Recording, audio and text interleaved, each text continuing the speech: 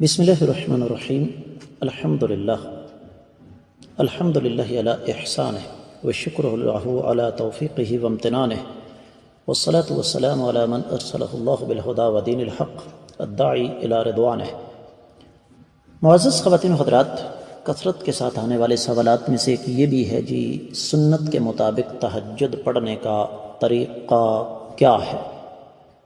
میں اس حوالے سے آپ کی خدمت میں عرض کر دوں کہ اس سوال کا جواب اختصار کے ساتھ دینا تقریباً ناممکن ہے، اور اس کی وجہ یہ ہے کہ ایک ہے کہ محدثین کرام نے اپنی کتابوں میں ابواب باندھے ہوں، ایک باب نہیں، اس پر محدثین کرام نے اپنی کتابوں میں پوری کتاب یعنی ایک کتاب کے اندر کئی باب باندھ رکھے ہیں۔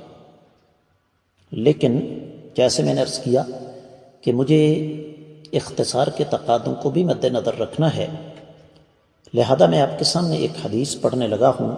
صحیح بخاری کتاب التہجد 16واں باب ہے، آقا علیہ صلوٰۃ والسلام کا رمضان اور غیر رمضان میں رات کا قیام کرنا، 1147ویں حدیث ہے۔ میری اور آپ کی ماں سیدہ عائشہ رضی اللہ تعالی عنہا بیان فرماتی ہیں کہ کائنات کے امام صلی اللہ علیہ وآلہ وسلم رمضان اور غیر رمضان میں رات کو 11 رکعت سے زیادہ نہیں پڑھتے تھے۔ پہلے آقا علیہ صلوٰۃ والسلام 4 رکعتیں ادا فرماتے۔ آپ کی خصوصی توجہ چاہوں گا، ان 4 رکعتوں سے مراد 2 کر کے 4 رکعتیں پڑھنا ہے۔ فرمایا ان کی خوبی اور لمبائی کا کیا پوچھنا۔ پھر آپ علیہ صلوٰۃ والسلام 4 رکعتیں پڑھتے اور ان کی خوبی اور لمبائی کا کیا ہی پوچھنا،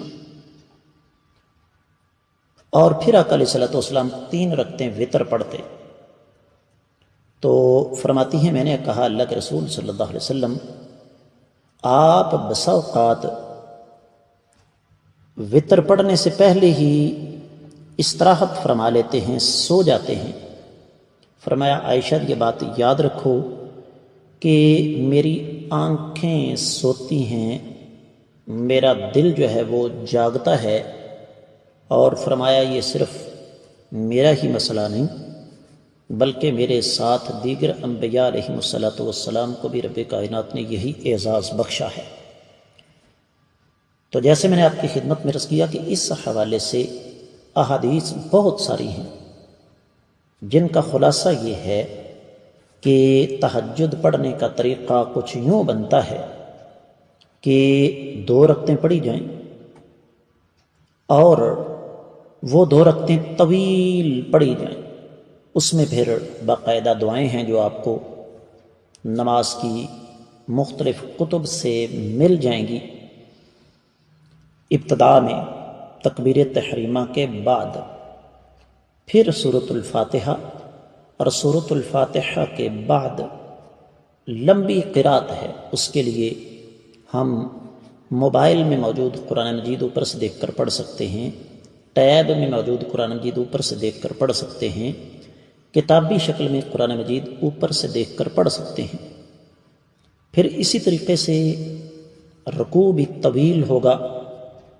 کتنا طویل؟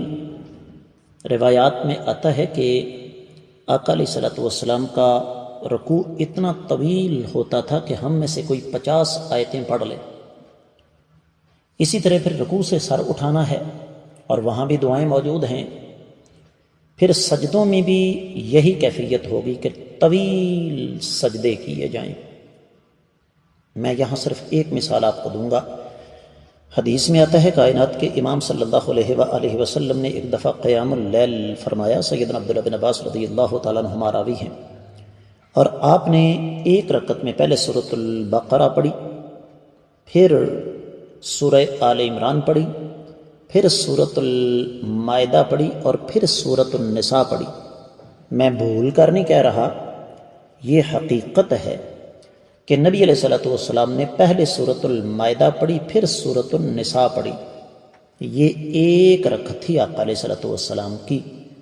تو اس سے مجھے اور آپ کو بخوبی اندازہ ہو جانا چاہیے کہ آقا علیہ الصلوۃ والسلام کس قدر طویل قیام اللیل کیا کرتے تھے۔